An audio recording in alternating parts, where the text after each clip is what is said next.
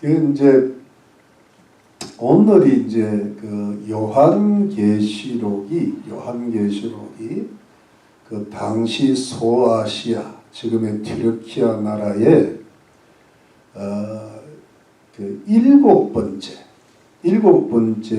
도시인, 또 일곱 번째 교회인 라오디게아 교회로 요한계시록이라는 편지가, 회람 서신이 도달을 한 것이죠.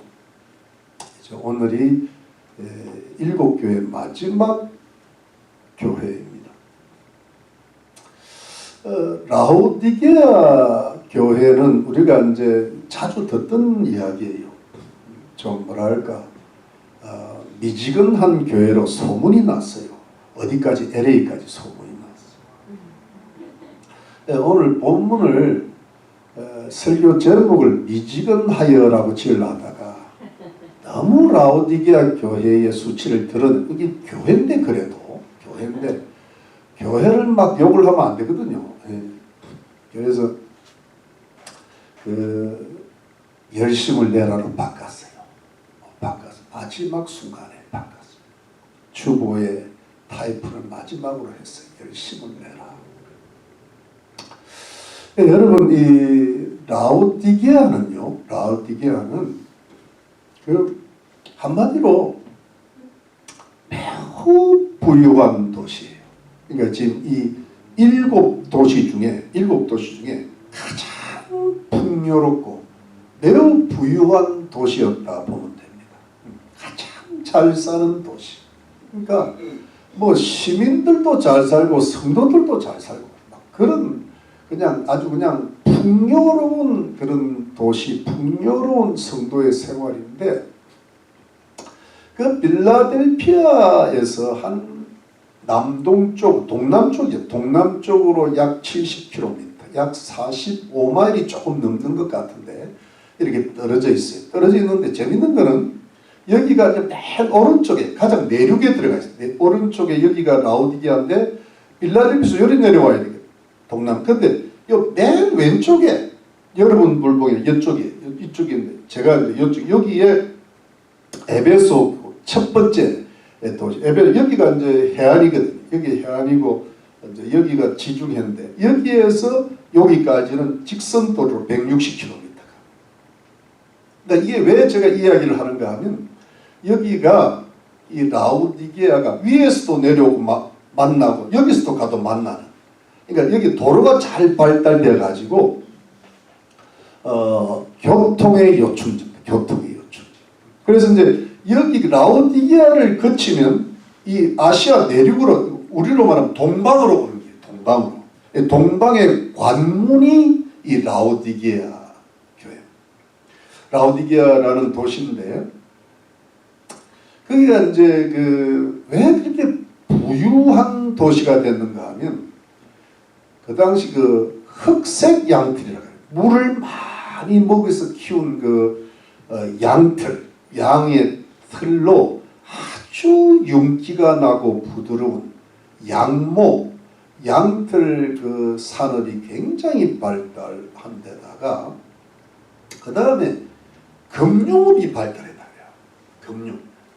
금융업이 발달하고, 또 하나는 뭐냐 하니까, 오늘 안약이라는 말이 나오는 이유가, 버루기아 안약이라고 하는 그 당시 유명한 그 의사들이 거기에 있어가지고 안약 그 연고를 개발해가지고 눈의 질병을 고치는 그런 약으로 유명하고, 뭐 귀약도 유명하고, 또 뭐랄까 의학교가 있었다 그래요. 의학교. 그러니까 뭐 병원도 있지, 그 다음에 양털도 산업 발전하지, 금융이 하니까 이게 부유한 거예요. 부유하고, 그 다음에 이제 종교적으로는 헬라 문명이 그렇듯이, 그 당시에 헬라 문명이죠. 제우스 신을 최고의 신으로 섬기는 신전이 있고, 그 다음에 이제 그 치료의 신 벤카루라고 해가지고 그 벤카루 신을 섬기는 신전이 있었다, 이렇게 되어 있습니다. 근데 이제 문제는 이 모든 것이 뭐 이방 세계는 다 종교가 자기 나름대로 섬기는 뭐 조상신도 있고 또 뭐 헬라 제국이 지배했을 때 그 헬라 제국이 섬기는 제우스 신도 있고 하긴 하지만 뭐 다 풍요롭고 했는데 하나 딱 문제가 뭐냐 하니까 물 사정이 안 좋아요. 물 사정이. 오늘 그 물에 대한 이야기가 좀 나온단 말이에요. 물 사정이 안 좋은 게 그래 물이 안 좋아가지고 거기서 한 10km 정도 떨어진 데니절리라는 그 도시에서 수도관을 통해 물을 끌어와야만 되는 그런 그 어떤 좀 불편했지만 워낙 이 교통의 요충지니까 하여튼 잘 사는 부유한 도시였어요. 여러분 이 이제 라오디게아 교회는 누가 세웠는가 하면 에바브라라는 바울의 제자가 세운 걸로 알고 있는데 여러분 그 골로새서에 보면 골로새 교회하고 그 히에라볼리 교회하고 또 이 라오디게아 교회가 3대 자매 교회예요. 3대 가까운. 그래서 이게 이 세 개를 다 이 뭐랄까 에바브라가 왔다 갔다 한 것 같아요. 그건 이제 바울의 지도하에 이제 그렇게 된 걸로 되어 있습니다. 그래서 이제 본문 들어갑시다. 자, 본문 들어갑시다. 14절에 라오디게아 교회 사장에게 편지하기를 이제 예수님께서 라오디게아 교회의 수호 천사 또는 목사에게 감독에게 편지를 합니다. 근데 여기 이제 예수님이 어떤 모습으로 나타나시는가? 예수님께서 라오디게아에 나타나신 모습은 어떤가? 이것이 아멘이시요 충성되고 참된 정인이시요 하나님의 창조의 근본이신 이가 가라사대. 이분이 누굽니까? 예수 그리스도죠. 맞습니까? 네. 그럼 저를 한번 보십시오. 이 아멘이시요라고 딱 아멘은 잘 알잖아요. 여러분 아멘의 뜻이 뭐냐면 아주 간단하게 말하면 진리라는 뜻입니다. 진실이라는 뜻이에요. 진리지. 그래서 예수님께서도 내가 진실로 너희에게 이르노니 아주 뭐랄까 중요한 말씀 하실 때는 앞에 이 헬라어로 아멘 하시고 시작하시는 거예요. 그게 아멘이거든. 진실로가. 근데 여러분 이 아멘이시오는 여러분 이런 말씀은 좀 알아두시는 게 좋아요. 아멘이시오는 이 아멘이란 말은 원래 히브리 말입니다. 아멘. 이게 바로 그냥 그대로 히브리 말이고 그대로 이제 헬라 말로도 아멘 똑같아요. 아멘. 그런데 이 아멘이란 말이 어떤 의미로 쓰이는가? 이거는 하나님이 아멘이라는 뜻이에요. 하나님께서. 이게 무슨 뜻인가 하면 원래 원어로 보면 아멘이신 분이라는 거예요. 호 아멘이라서. 그러니까 앞에 정관사가 딱 붙었어요. 요즘 말하면 디 아멘이야. 디 아멘. 이건 뭐냐니까 이 어떤 인격적인 분을 가리키시는 거예요. 그러니까 아멘이신 분. 여러분 그런데 이거를요. 자 여러분 잘 들어보십시오. 이게 어디서 시작이 되는가 하면 이사야서 65장 16절에 보면 진리의 하나님이라는 말씀이 나와요. 진리의 하나님. 그런데 그 밑에 이렇게 각주처럼 되어 있는 자리 우리 성경 보면 아멘이신 분이라 아멘이라고 딱 진리를 아멘. 그러니까 뭐냐면 이거를 히브리어 본문인 마소라 본문에 보면 아멘이신 분 이렇게 아멘이신 하나님으로 번역되어 있어요. 그런데 이거를 여러분 헬라어로 된 그 구약 성경 70인역에 보면 진실한 하나님으로 번역되어 있어요. 그런데 우리 한국 개역은 뭐냐니까 진리의 하나님으로 번역되어 있어요. 그러니까 이건 이 아멘은 누구? 아멘 자체가 누구라는 거예요? 하나님이라는 거예요. 네, 믿으시면 아멘. 네. 깨달으시면 아멘. 그래서 여러분 이 아멘은 뭐냐니까 진리의 하나님, 진실한 하나님, 이걸 조금 풀어 설명하면 하나님께서 이 성경에 언약하신 그 모든 언약은 하나님의 약속을 가리키거든요. 그 약속을 반드시 이루시는 신실하신 하나님. 주님이 오신다 하면 오시게 하시는 하나님. 믿으십니까? 구원 주신다면 구원 주시는 하나님. 믿으십니까? 이게 뭐냐면 진실하신 하나님. 하나님은 아멘 그 자체이신 분이신 것을 믿으시기를 바랍니다. 그리고 그 다음에 뭐냐 하니까 여러분 충성되고 참된 정인이시고 이것은 뭐냐 하니까 여러분 사실은 아멘이라는 단어를 조금 더 부연 설명하고 확장된 말씀이에요. 여러분 보세요. 충성되고 참된 정인이라 그럴 때 이 참된 정인은 진실한 정인이라는 것이라요. 그런데 여러분 충성된 정인은 뭐냐 하니까 요한계시록 1장 5절에 보면 벌써 충성된 정이라는 말씀이 이미 나왔잖아요. 이것은 뭐냐 하니까 예수님께서는 항상 다 이루었다고 돌아가셨잖아요.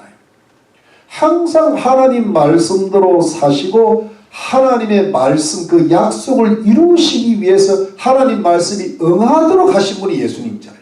그래서 마지막 십자가에 돌아서 다 이루셨다 하면서 이분이 그 하나님 말씀대로 사시고 하나님의 약속이 성취되는 것을 이루시기 위해서 고난도 받으시고 십자가에서 죽으시고 이렇게 함으로써 그 희생과 고난을 통하여서 하나님 앞에 충성된 정인인데 그게 진실한 정인이었다 이 말이에요.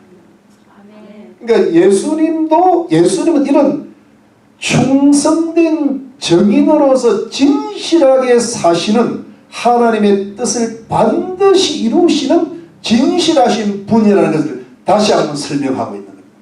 그런데 그 다음에 재밌는 것이 창조의 근원이시니 여기 창조의 근원이 왜 나오냔 말이에요. 여러분 이 근원이라는 뜻은 뭐냐 하니까 우리 태초에 말씀이 계시니까 태초라는 말은 아르케라고 하죠. 아르케라는 말로서 이 아르케라는 뜻은 뭐냐 하니까 시작이라는 말도 있습니다. 근원이라는 말이에요. 근원.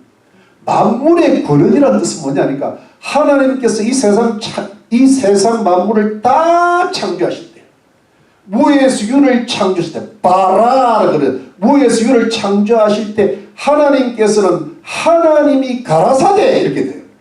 하나님께서는 하나님의 말씀으로 창조하셨다. 그러니까 하나님의 말씀이 누구냐면 예수 그리스도라는 거예요. 창조의 근원이 예수 그리스도라는 거예요. 그러면 여러분 왜 라오디게아 교회 같은 좀 있으면 나오지만 미지근한 교회에 왜 이런 진실하신 모습으로 충성된 정인으로 창조의 근원으로 나타나셨을까? 이것은 여러분 라오디게아 교회가 예수님 보시기에 정반대의 모습을 보이고 있기 때문에 라오디게아 교회 성도들이 진실하지를 않는 거예요. 라오디게아 교회 성도들이 하나님의 충성된 정인들이 못 되는 거예요. 그러면서 뭐냐면 왜 창조의 근원으로 나타나셨을까? 교회가 새롭게 돼야 된다는 거예요. 교회가 예수 그리스도로 말미암아 재탄생되고 재창조되어야 될 정도의 교회로 지금 전락되어 있다는 말. 창조의 근원이 왜 여기서 나타나시는가? 왜 예수님이 창조의 근원으로 나타나시는가 하면 제가 조금 이따 말씀드릴게요. 오늘 안으로 내가 예수님이 이런 모습으로 나타나십니다. 자, 그 다음에 가겠습니다. 15절 말씀. 내가 내 행위를 아노니.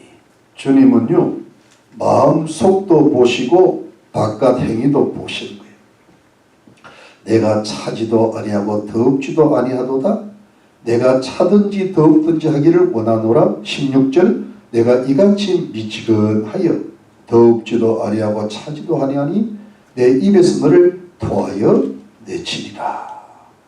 여러분 15절 16절은 어떤 말씀인가 하면요 뭐냐면요, 예수님께서 그 라오디게아 교회를 어떻게 생각하시는가, 어떻게 보시는가, 예수님의 불꽃 같은 눈으로 보시면서 라오디게아 교회에 대한 예수 그리스도의 마음을 지금 드러내시는 부분이에요.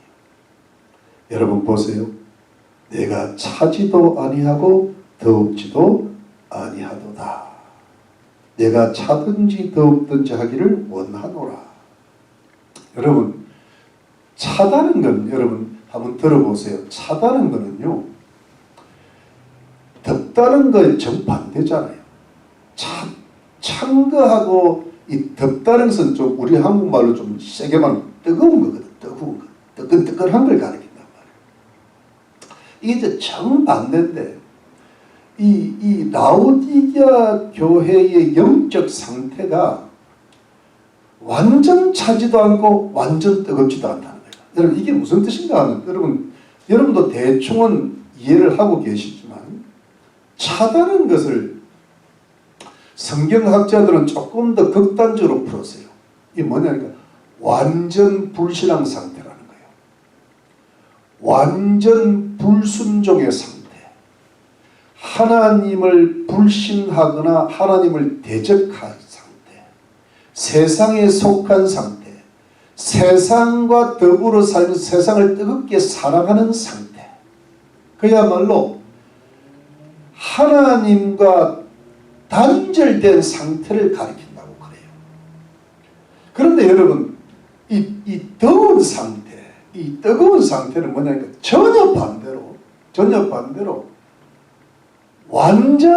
온전한 신앙의 상태, 온전한 순종의 상태, 하나님을 뜨겁게 사랑하는 상태, 예수님과 연합된 상태, 하나님과 동행하는 상태, 그야말로 하나님과 하나 된 상태, 이 상태를 가르친다는 거예요. 그러니까 여러분, 우리가 신앙적인 입장에서 점수를 매겨보면 차갑다는 것은 0점이야. 빵점이고 뜨겁다는 것은 몇 점이에요? 말씀해봐요. 100점입니다. 100점. 그런데 여러분 잘 보세요. 차지도 않고 덥지도 않다는 것은 딱 중간에 있다는 거예요. 중간 몇 점? 50점이에요. 50점. 여러분, 만약에 여러분들이 학교에서 우리 자녀들이 50점 받으면 기분 좋겠어요? 안 좋겠어요? 영 아닌 것도 아닌데 영 찝찝한 거야. 50점 갖고 어떡하냐? 50점 갖고. 물론 3, 40점을 받아오는 사람도 있지만, 근데 여러분, 이 50점이라는 것은 기준이고요. 제가 대충 제 이해로 이렇게 한번 표현을 해봤어요. 한 플러스 마이너스 한 20점 해가지고 한 30점에서 70점 사이 알겠단 말이에요. 한 30점에서 70점 사이가 한 이 라오디게아 교회 성도들의 영적인 상태가 아니겠는가. 그러면 맨 밑에 예를 들어 0점에서 30점은 어딜까 보니까 어디 교회가 생각나요? 사대교회. 죽어가는 교회. 이게 죽었을 때 제로가 되면 죽는 거잖아요. 그러니까 근데 죽었다 그랬는데 죽어간다고 이야기한다고요. 곧 죽을 것 같으니까 살려내라 그랬잖아요. 그렇잖아요. 그러니까 뭐냐니까 0점에서 30점 되는 교회는 죽어가는 교회인데 너무 약한 교회. 그러면 70점 지나서 한 100점까지는 뭐야? 뭐가? 우리 지난주에 배운 게 빌라델피아 교회는 한 90점 정도 되고, 뭐 하여튼 그 가운데 어떤 스무나 교회도 있을 거고, 또 어찌 보면 두아디라 교회에 흰 옷 입고 다니는 자도 있을 거고, 하여튼 좀 이렇게 정말 좀 뜨거워져가는 교회가 있고. 근데 중간에 이게 어중장하게 이게 있는 게 누구냐면 라오디게아 교회예요. 그래서 이걸 주님이 미지근하다 그랬는데, 여러분, 이 미지근하다는 것은 뭐냐? 어정쩡한 상태인데, 이 어정쩡한 영적인 상태에 있는 사람들이 누구냐 하면 생각을 해보니까 그 구약 성경의 열왕기 상인 것 같아요. 18장, 열왕기상 18장 정도에 보면 그 엘리야 때, 엘리야가 하늘에서 불을 내려가지고 종교 개혁을 할 때, 그때 바알 선지자, 아세라 선지자를 이겼는데, 그때 백성들이 그때 머뭇거렸다라고 나. 머뭇. 그러니까 엘리야가 이기기는 이겼어. 이겼는데 이게 엘리야한테 가기도 뭐하고. 왜냐하면 그 당시 이스라엘이 그 모든 걸 쥐고 있으니까. 아합 때니까 북이스라엘의 종교가 무슨 송아지 숭배 플러스 바알 신앙 숭배잖아요. 그러니까 그걸 섬기는데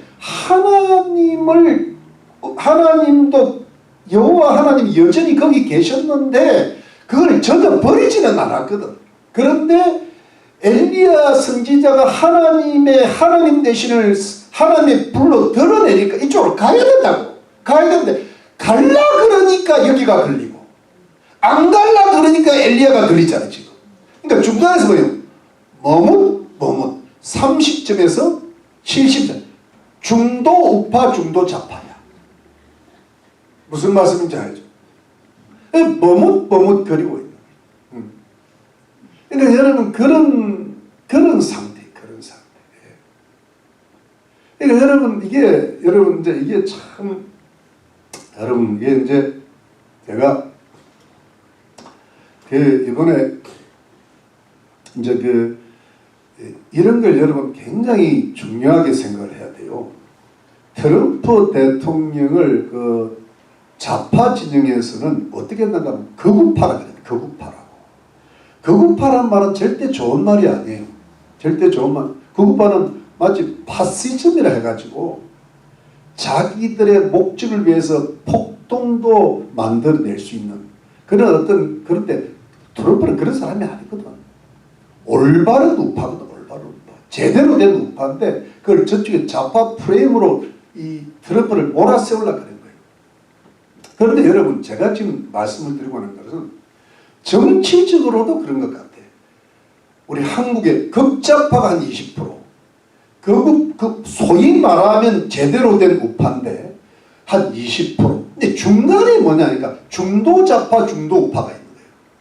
이 사람들이 왔다 갔다 해.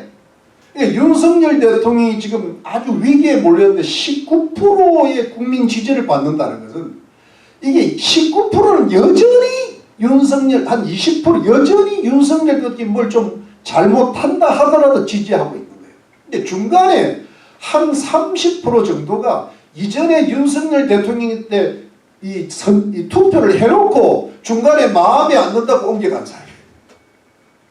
그래서 중도 좌파나 중도 우파는 이 사람들은 그 이데올로기가 뭔지도 잘 모르는 것 같고 어떤 정치적 개념이 없어. 공산주의가 뭔지 민주주의가 뭔지 몰라.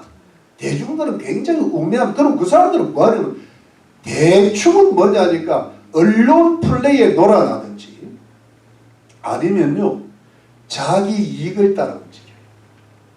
그래서 한마디로 말한 걸 기회주의라고 합니다. 기회주의. 제가 이 이야기를 왜 하는가 하면 이 정치적으로도 여러분 저는 우리 어느 모임에 가더라도 혹시 그런 말을 하면 나는 그냥 그들의 입장 나는 극우파입니다. 극우파. 나는 트럼프 지지요. 나는 막 성경적으로도 극우파. 나는 오직 성경이요. 딱 그것부터 이야기하고 갑니다. 그러고 나면 나한테 말을 안 걸어. 대충. 근데 왜 나를 말을 안 걸까요? 그들이 중도파기 때문에.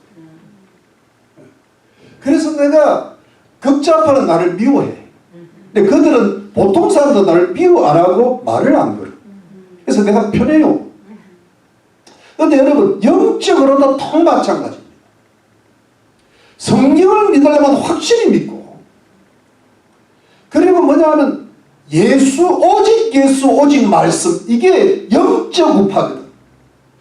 그런데 아예 좌파가 되려면요 아예 그냥 자유주의로 나가고 다원주의로 나가고 해방신학으로 나가고 키어신학으로 나가고 막 WCC든지 WC든지 막 그거 가버려야 돼. 그런데 WCC에 있으면서 나는 복음주의다 이런 거 있는 사람 있잖아요. 그러면 자기는 또 자유주의면서도 나는 성경대로 믿는다 하는 사람도 있잖아요. 이게 뭐냐니까 목사님이 중도 좌파거나 보통 중도 우파예요.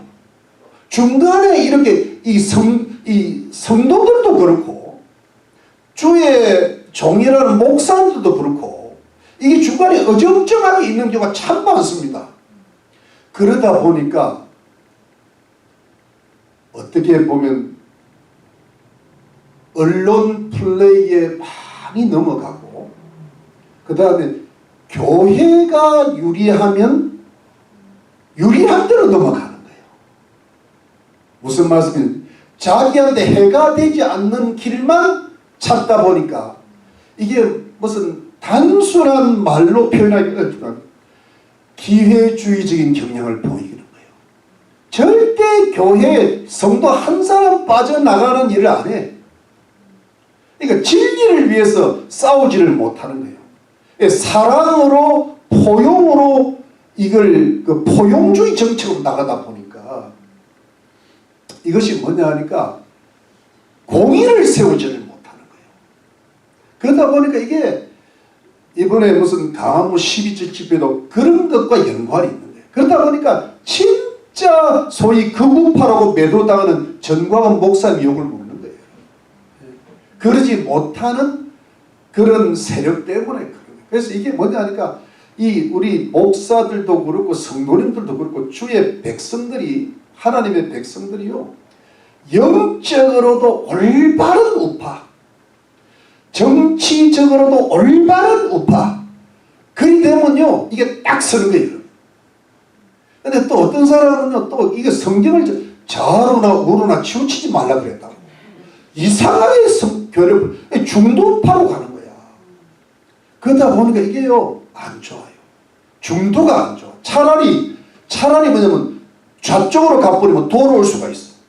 예를 들어 이번에 뭐 강화문 집회를 하더라도요 아주 중도 좌파가 주로 캐톨릭 쪽인데 영적으로도 그렇고 그 사람들은 아예 강화문에 나타나지를 않아. 근데 아주 이방 종교라는 누가 나타나요? 선임들이 나타나. 나는 선임들을 좋아해. 그런 선임. 너무 훌륭해. 목사님들도 뭐 영적으로는 아니더라도 하여튼 이게 뭔가 자기 색깔이 뚜렷해야 돼요. 트럼프 대통령이 자기 색깔이 뚜렷한 것 때문에 욕도 많이 먹고 공격도 많이 받으니까 뚜렷하니까 지지하는 거잖아요. 아멘. 맞습니까 여러분? 아멘. 그래서 여러분 우리는요 욕을 좀 먹든지 손해를 좀 보더라도 영적으로 정치적으로 확실한 거예요. 확실한 성경적 그리스도인으로서 자유민주주의를 신봉하는 사람으로서 완전한 우파 제대로 된 우파의 20% 안으로 10% 안으로 서시기를 주의 이름으로 축원합니다. 이렇게 살아야 그래야 영적 분별력이 딱 생기고요. 영적 분별이 생기면 모든 세상의 분별을 그게 성령이 역사하니까. 믿으십니까 여러분? 그래야 이쪽하고 싸우지 여러분. 이 국민의 힘이고 이 국민의 진인지 더불어민주당이 더불어공산당인지 한동훈이는 이게 뭐 우파인지 좌파인지 왔다리 갔다리 하고 있는 거예요. 한동훈까지 이야기 안 하려고 그랬는데 넘어가서.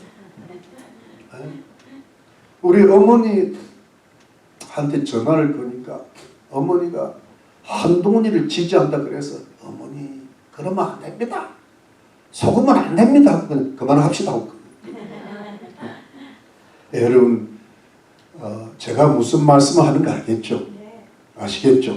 그래서 여러분 이 여호수아서 24장에 보면 여호수아 장군이 마지막에 거의 유언과 같이 이런 말을 했잖아요. 나와 내 집은 오직 여호와만을 섬기고 오직 여호와만을 섬기고 너희들은 강 저편의 유프라테스 건너가서 저쪽 저기 실을 지금 아니면 이 유프라테 이쪽에 가나안 실을 쓰면 너희들 택하라 그랬어요. 택하라. 나는 나와 내 집은 오직 여호와를 섬기겠노라. 예, 딱 이렇게 가야 돼요. 이게 여러분 왔다 갔다 하면 안 돼. 예, 왔다 갔다. 세상도 사랑하고 하나님도 사랑하고 하면 다 좋을 것 같잖아요. 그런데 그거 하나님이 별로 안 좋아하시는 거예요. 하나님 사랑합니다. 그러고 집에 가서는 세상을 사랑하기 시작하고 또 주님만 사랑합니다. 그러고 또 세상. 이거 주님이야. 왜냐하면 주님이요. 예수님이 그랬죠. 미지근한 거요. 근데 내가 너를 차갑든지 더욱든지 하라.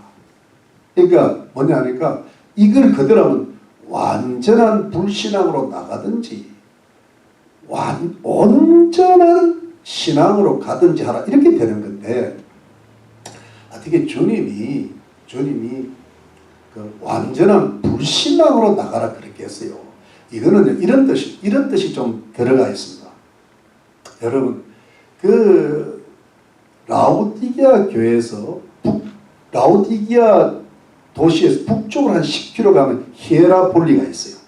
히에라폴리가 10km 가면 있는데 거기는 뜨거운 온천수가 있어가지고 그 온천에 몸을 담그면 치료가 잘 된다는 말이 있고 또 저기 라오디게에서 동쪽으로 한 14 내지 6km 가면 골로새라고 합니다. 골로새는요 아주 생기가 넘치는 냉수가 이렇게 막 솟아나는 그런 지역이에요. 그러니까 이 냉수는 뭐냐니까 이 아주 신선한 물이 공급되고 저 북쪽 히에라폴리아는 뜨거운 온천수가 뿌는데 이게 뭐냐면 뜨거운 온천수는 온천수대로 좋고 차가운 냉수는 차가운 냉수대로 좋은데 이 중간에 있는 라오디게아는 어디서 물을 끌어와야 되는가 하면 거기서 이 가까운 이 뭐랄까 데니절리 이거 외우면 곤란해. 데니절리 데니스하고 데니스에서 절리 있다고 이렇게 해요. 데니절리라는 곳에서요 거기가 약 온천수가 있다. 온천수에서 수도관을 통해 가지고 물을 끌어오는데 이게 뜨거운 물이 한 10km다 보면 완전히 식지는 않고요 미지근한 수준에서 도달한답니다. 근데 미지근한 수준에 도달하는데 그래서 이거를 그대로 먹을 수는 없으니까 이런 그 뭐랄까 도자기 큰 항아리 같은데 그 물을 담아놓고 거기서 뭐냐니까 물이 식기를 기다려야 된대요. 그러면서 그 밑에 어떤 침전물도 그래서 그걸 먹어야 되는데 그 아직 완전히 식히지 않은 그 온천수 미지근한 거 먹으면 어떻게 돼요? 영 속이 거북하는 거야. 근데 미지근한 걸 먹을 때 근데 그 어떤 학자들 그 온천수 안에는 광물질이 포함이 되어 있답니다. 그걸 뭐냐니까 탄산칼슘이라 그러는데 그 탄산칼슘이 섞여져 있는 광물질이 섞여지는 미지근한 물을 먹으면 그냥 확 토한다. 사람이 먹으면 토한다. 그걸 주님이 아시는 거야. Understand? 네. Understand? 네. 네. 이런 데는 졸면 안 돼. 재밌죠? 네. 그래서 주님이 라오디게아에 도착하는 물이 그런 물인지 알기 때문에 주님이 그걸 그대로 사용하신 거예요. 그래가지고 내가 너를 토하여 내치리라. 여러분 이건 무슨 뜻인가 하면 여러분 잘 들어보십시오. 우리가 왜 빌라델피아 교회 같은 믿음 생활을 하고 성경적 영적 제대로 된 우파가 되어야 되는지 나아가서 교회를 담고 있는 이 국가에 대해서 제대로 된 우파가 되어야 되는지 이걸 알아야 되는 거예요. 왜냐하니까 이게 주님의 마음이에요. 주님의 마음이요 메스꺼운 거야. 속이 거북하셔. 토하여 내치고 싶은 거야. 왜냐면 보세요. 아니 나를 사랑해? 좋아. 근데 끝나고 나면 세상 사랑해. 아, 나 사랑한다며. 근데 보니까 세상도 사랑하는 거야. 두 주인을 섬기고 있는 거야. 두 마음. 그게 뭐냐니까 이게 뭐냐니까 예수님도 사랑한다고 하면서 세상 사랑하니까 예수님 입장에서는 뭐냐니까 아니 나를 사랑하면 내 말을 순종하고 나를 뜨겁게 사랑하고 세상을 뭐랄까 세상을 성경적으로 말하면 세상을 버리라 이런 말씀 있잖아요.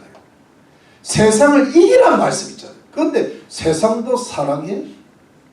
그러면 세상에서 누릴 것 다 누리면서 나를 믿고 사랑한다는 것은 천국 갈 보험 정도 하나 딱 들어놓고 누릴 것 다 누리겠다는 거 아니야. 주님이 그러면 여러분 이런 겁니다. 제가 주님의 마음, 제가 요즘 같이 한 10년 전에 제 마음, 그래도 저 사람이 세상은 사랑해도 주님을 믿고 교회 나오고 또 뭐 이렇게 봉사한다고 하고 성가대도 하니까 주님이 사랑해 주시겠지, 이해해 주시겠지, 구원은 해 주시겠지, 이렇게 생각했어요. 근데 주님의 마음은 어떻게 해요? 굉장히 메스꺼우신 거예요. 메스꺼우니까 어떻게 해요? 뭐야? 주님의 마음속에는 뭐가 들어있다? 거북이가 들어있는 거예요. 토끼 말고. 거북스러워. 지금 이 라오디게아 교회는 성경학자들이 이 해석하기를 지금 이 종말이 오기 전에 교회의 모습을 가리킨다고 하는 해석학자들이 있습니다. 종말이 주님 재림 전에 교회의 모습이 대체로 이럴 거다. 하나님도 사랑하고 세상도 사랑하고 천국 가는 것은 보험 정도 들어놓고 세상 누릴 것 다 누리고. 근데 그때 주님의 마음은 토끼가 아니라 뭐이다? 거북이다. 메스껍다. 미싱미싱하다. 이게 주님의 마음이라. 여러분, 이런 지금 교회들이, 성도들이 참 많아질 거라고요. 한 20점, 30점에서 70점, 80점 사이에 그런 경우들이 지금 많다. 여러분, 이걸 주님의 마음을 아셔야 돼요. 굉장히 거북스럽다. 여러분, 하나님께서 우리를 보실 때 어떻게 생각하시겠어요? 사랑스럽다. 내 너를 생각할 때 너무 기쁘다. 하늘의 천국문을 환하게 열어주고 환란의 때를 명쾌하고 멸류관을 주리라. 하나님의 이름과 새 예루살렘 성의 이름과 예수 그리스도의 새 이름을 내가 너희 위에 기록하리라. 그렇게 생각하시겠어요? 참 사랑 안 할 수도 없고 사랑할 수도 없고 거북스럽다. 그런 소리를 혹시 들으실 수 있지 않을까? 제가 이렇게 말을 하는 건요, 저랑 대충 저니까 여러분, 하나님이 여러분을 사랑하십니다 이렇게 선포하고 싶어. 거짓말이야. 딴 건 몰라도 주의 말씀을 거짓말로 하면 안 돼. 사랑하시지. 사랑하신다는 말이 나옵니다. 좀 있으면. 이러다가는 다음 주에 해야 될 것 같아. 그러니까 사랑하시는 건 틀림없어. 근데 사랑하시는데 거북스러워. 여러분, 이거를 여러분, 우리의 영적 상태가 혹시 그럴 수 있지 않겠는가? 여러분, 우리가 다 위로를 받아야 되고 하나님의 복도 받아야 되고 또 하나님께서 그렇게 인도하실 줄 믿고 살아야 되지만, 우리가 교회에 나와서 하나님 말씀 앞에 딱 직면할 때 내 영적 상태를 올바로 아는 것이 저는 중요하다고 믿습니다. 의사가 환자를 정확하게 진단해야 고칠 수 있는 방법이 있지 않겠어요? 근데 이건 뭐 다 잘 될 겁니다. 그건 돌팔이야. 괜찮을 겁니다. 아무 문제 없을 때 그건 좋은, 당신 앞으로 이 가면 죽습니다. 이게 진짜지. 그럼 어떻게 하면 안 죽습니까? 이렇게 돼야 되잖아요. 그게 진짜지. 칼을 댈 수 있는 사람이 진짜 의사인 거야. 예수님은 우리 영혼의 의사인 줄로 믿습니다. 우리 인생의 의사인 줄로 믿습니다. 여러분, 네. 그것을 딱 칼을 갖다 대는 것은 재창조하겠다는 거잖아요. 아멘. 맞습니까? 아멘. 우리를 진짜 새롭게 하실 수 있는 분은 누구다? 예수 그리스도다. 믿으시면 아멘. 그거 여러분. 우리 자녀들을 제대로 만드실 수 있는 분은 누구다? 예수 그리스도다. 믿습니까, 여러분? 재창조하실 분이 재창조.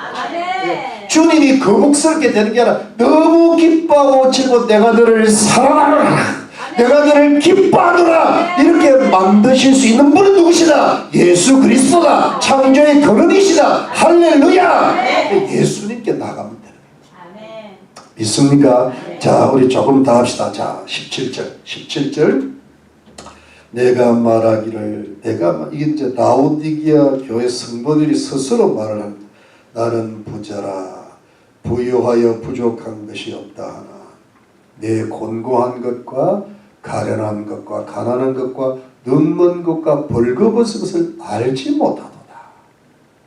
여러분, 이것이 라오디게아 교회 성도들의 마음이에요. 영적인 상태인데요. 뭐냐, 나는 부자라, 부유하여 부족한 것이 없다. 이게 뭐냐면 여러분 이런 겁니다. 이 라오디게아 성도들은 이 라오디게아 시민들처럼 잘 살았대요. 부자로 사니까 여러분 보세요.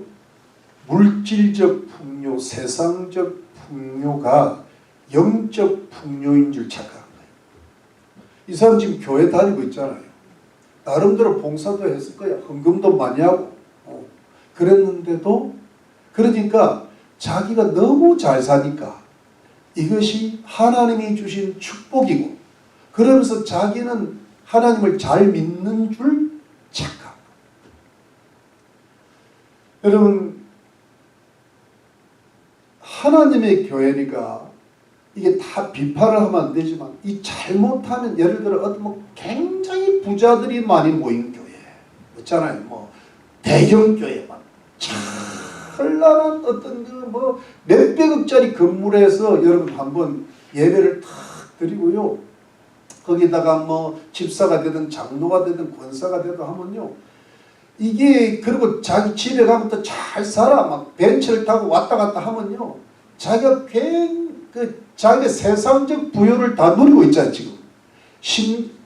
그리고 뭐 아주 크고 아주 그냥 잘된 교회를 다니면요. 자기도 모르게 자기 영적 부여에 있는 줄 착각할 수 있어요. 이게 뭐냐면 영적 자만이거든. 영적 교만이거든. 영적 착각이거든. 그러니까 이 물질적 풍요가 여러분 얼마나 무서운가 하면, 물질적 풍요를 가진 성도가 교회를 나오면 이 물질적 풍요가 자신의 육신만 만족시키는 게 아니라 영혼까지 만족시켜요. 그래서 자기가 굉장히 신앙도 세련되고 좋고 아름다운 줄 착각하게 만드는 게 이 세상의 부유입니다. 사람을 속일 수 있는 게 이 세상. 그러니까 자기는 이건 하나님께 너무 복을 많이 받았다는 거야.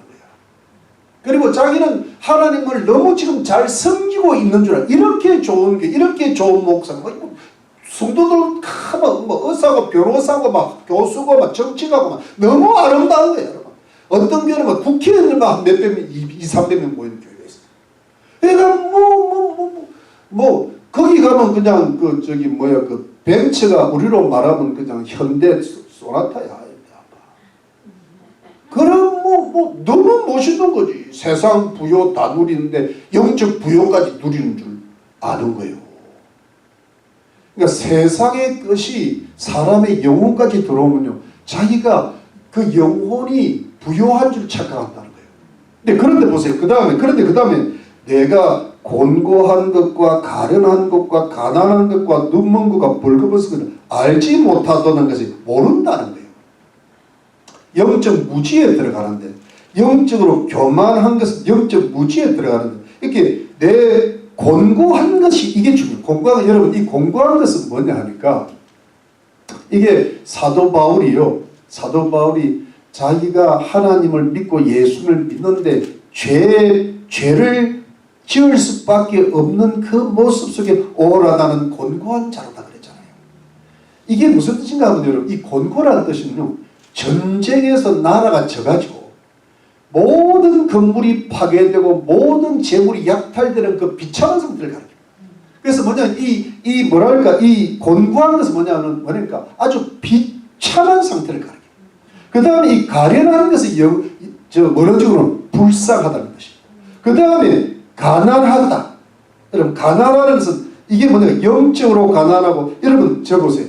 이게 지금 라오디게아 교회는 지금 굉장히 부유한 도시잖아요. 부유한 도시고 그런데 자기는 부자인 줄 알았는데 가난한 거예요. 영적. 그 다음에 뭐예요? 눈 먼 것. 여러분 거기에는 뭐가요? 안약이 발달되어 있잖아요. 안약이 발달되어 있는 도시에 의학교가 있는 도시에 눈이 어두운 거예요. 영적 속이. 그 다음에 뭐예요? 벌거벗은 양털살이 발달. 양털살은 아주 세련된 윤기 나는 그런 모직으로 된 아름다운 옷을 입고 다니는데 속으로 뭐예요? 벌거벗고 있는 거예요. 싹 다 벗고 다니는 거예요. 수치스러운 거예요. 이것이 뭐냐니까 영적 빈곤 상태. 그 다음에 뭐예요? 영적 빈곤 상태고 영적으로 비참한 상태에 놓여 있다.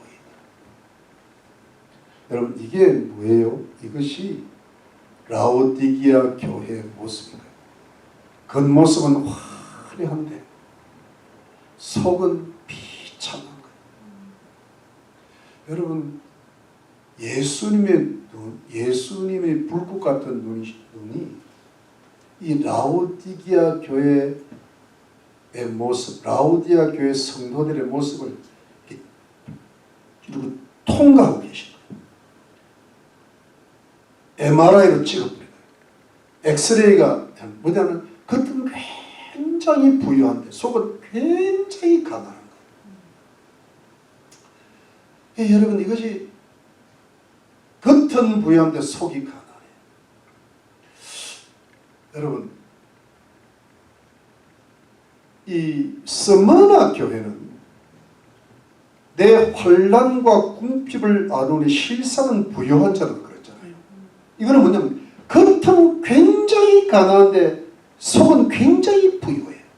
이게 전혀 반대가 될 수 있다는 거예요. 여러분 이 참 오늘 시간이 여러분 보세요.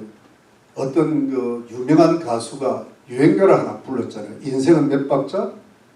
네 박자라 그랬잖아요. 네 박자가 참 많아요. 제가 동서남북도 네 박자, 추나 추동도 되고 기성적으로 다 네 박자야. 인생은 인간도 다 사면이 있어. 네 박자가 참 잘 붙여놨어. 성경 빼고는 진리야. 그런데 문제는 뭐냐니까 여러분 보세요. 세상적으로 굉장히 부유하면서도 영적으로 부유한 사람이 있어요. 근데 세상적으로 굉장히 가난한데 영적으로 부유한 사람이 있어요. 근데 세상적으로 굉장히 부유한데 영적으로 가난한 사람이 있어요. 세상적으로 가난한데 영적으로도 가난한 사람이 있어요. 인생은 몇 박자? 네 박자 안 돼요. 세상적으로도 가난하고 영적으로 가난한 사람, 이게 참 비참한 거다. 영육간에 가난한데 문제는 세상에서 굉장히 부유한데 영적으로 가난한 것이 라오디게아예요. 이것도 주님 보시기에는 비참한 거예요. 그런데 세상적으로는 굉장히 가난한데 영적으로 부유한 사람 있잖아요. 이게 굉장히 바람직하다는 거예요. 스무나 교회도 그랬고, 그리고 뭐냐니까 빌라델피아 교회도요. 굉장히 가난하지는 않은데 조금 평범하면서도 약간 가난한 쪽이야. 그런데 너무너무 부유한 거야. 그래서 여러분 우리들은요, 여러분 잘 들어보십시오. 제 말의 뜻, 우리들은 대충 어디로 가야 되는가 하면 스무나 교회는 너무 환난과 궁핍이니까 내가 별로 싫어. 주님의 말씀이. 근데 빌라델피아는 적은 능력이니까 가난은 한데 먹고 사는데 큰 지장이 없어. 저는 이게 좋아. 평범한, 약간 모자를 평범한데 영적으로는 굉장히 부유해요. 여러분 우리가 궁극적으로 가야 될 길은 이 길인 거예요. 그러면 이제 우리 성도들, 아니 나는 첫 번째가 좋아요. 세상적으로도 부유하고 영적으로도 부유하고 싶어요.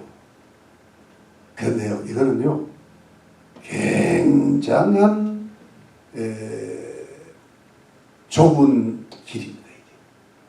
이게. 여러분 세상적으로 부유하잖아요. 99.99% 영적으로 가난해집니다. 그 부유가, 세상 부유가 영적 부유를 덮어치죠. 그게 대표적인 사람이 솔로몬이야. 솔로몬이 얼마나 앞에 주님을 뜨겁게 일천 번제 드렸지. 온갖 것 다 했어요. 워낙 또 세상적으로 부요해. 근데 시간이 어렵게 되는 거예요. 세상 부요가 영적 부요를 잡아먹고 영적으로 비참하게 끝났다. 그러니까 여러분, 우리는 이런 세상 부요를 원하는 게 별로 안 좋아. 무슨 말씀인지 알죠? 그래서 여러분, 우리는 평범하게 살면서, 여러분, 나는 가난하게 살고 하라고 이야기하고 싶진 않아요. 근데 평범하게 좀 적다 생각할 정도로 살면서, 우리 성도님들이 가난하지는 않아요. 먹고 사는 미국 사는 거는 가난한 게 아니야. 자, 아프리카 가야 가난한 거지. 근데 평범하게 살면서 영적 부요를 이루는 그런 빌라델피아 교회 성도들 같은 그런 성도들의 사시기를 주의 이름으로 축원합니다. 왜냐하면요, 여러분, 영적 부요를 지향하면요, 주님이 육적인 것 책임집니다. 왜냐하면 주님은요, 우리 영혼의 하나님만 아닙니다. 창조의 근원이 뭐예요? 창조를 여호와만 창조하셨어요? 해와 달과 별과 우주 만물 육신을 창조하시다. 예, 흙도 복을 주신다니까. 여러분, 우리가 영적 부여를 창조하면요, 뭐냐니까, 하나님 우리가 세상 부여를 원치 않는 영적 부여를 창조하면 이상하게 일이 재밌게 돌아가요. 우리가 이 세상 사는데 필요한 것은 남한테 꾸지도 않고 아쉬운 소리 안 할 정도로 이 세상 사는데 지장이 없게 하실 줄로 믿습니다, 여러분. 저는 하나님 끝까지 책임져 주시는 축복의 하나님인 줄 믿습니다. 기복이라는 것은 뭐냐니까, 세상 복부터 먼저 구하는 게 기복이라고. 근데 축복이라는 뭐냐니까, 하나님께 부여되도록 끝까지 가면서 제가 주님을 뜨겁게 사랑합니다. 그런데 영혼 문제도 좀 있고, 자식 문제도 있고, 건강 문제도 있고, 요건 좀 하나님 좀 해결해 주십시오 할 때, 그때 주시는 주님의 축복이 축복의 하나님이에요. 지켜주실 줄로 믿습니다. 그런데 여러분, 우리가 그렇게 살면요, 세상 부여 어마어마한 그거는 뭐냐면, 내 부모라든가, 그 다음에 내 어떤 정말 내 자신이 크게 기도하고 영적 부여의 인생을 바치면요, 그게 자식이 됐든 아니면 내 인생의 후반에 말년이 됐든 자자손이 이상의 세상 부여가요 어마어마하게 올 때가 있어요. 그게 미국이라고. 청교도는 영적 부여만을 위해서 이 땅에 온 거라고. 세상 부여면 거기 경북이지 왜 미국에 옵니까? 근데 영적 부여만을 극단적인 극우파. 세상 말로 극우파인데 제대로 된 우파가 되니까 하나님께서요, 이 땅을 제대로 된 우파 나라로 만들어 주셨던 거예요. 민주주의가 꽂히고 경제가 전 세계를 초강대국을 만들 거예요. 전 세계 군사력 다 합쳐도 미국 군사력을 못 이겨요. 그러니까 여러분, 그러니까 어마어마한 세상적 부여도 주실 줄 믿습니다. 근데 그거를 먼저 추구하면 안 돼. 여러분, 이거 굉장히 위험하니까. 잘못하면 솔로몬 돼요. 무슨 말씀인지 알죠? 그래서 여러분, 우리는 어디로 가야 되는가 하면 영적 부여를 지향해야 돼요. 그래서 주님, 우리가 그러면 영적 요즘 시편 하자. 시편 같은 상황에서도 찬양하고 주께 감사하고, 건강이 안 좋아도 감사, 건강이 좋아도 감사, 물질이 많아도 감사, 물질이 없어도 감사, 자식이 잘 돼도 감사, 자식이 못해도. 왜? 내가 영적 부여를 추구하는 그 모든 것에 영적 부여가 임하고 반드시 하나님이 건강이나 물질이나 자녀들을 책임져 주실 줄로 믿기 때문에 하나님을 신뢰하라 그랬잖아요. 그게 뭐냐, 다니엘이라고. 다니엘은 자기의 영적 부여를 위해 세상적 부여를 헌신작전으로 자기 목숨을 사자밥 만들려고 들어갔던 사람입니다. 주님이 그 영적 부여가 너무 크니까 세상적 부여까지 최고로 올려주신 우리 주님. 이것이 뭐냐 하면 네 박조 중에 첫 번째인데, 여러분, 이거를요 거꾸로 생각하면 안 돼. 세상적 부여를 추구하면서 영적 부여를 원하는, 그건 거짓말이야. 여러분 속에 오늘 오늘 기가 막히려고 그랬는데 그만 넘어가고, 우리가 뭐 오늘만 하고 끝나는 게 아니니까 우리 또 밥 먹어야 되잖아요. 영적인 밥을 먹었으면 육적인 밥을 먹어야 되니까. 그래서 여러분 뱃속에 꼬르륵 소리가 들려. 빨리 끝내주세요. 빨리. 여러분 이거 여러분 우리 머릿속에 뭐가 있는 하나님, 나는 3끼 밥 먹으면 됩니다.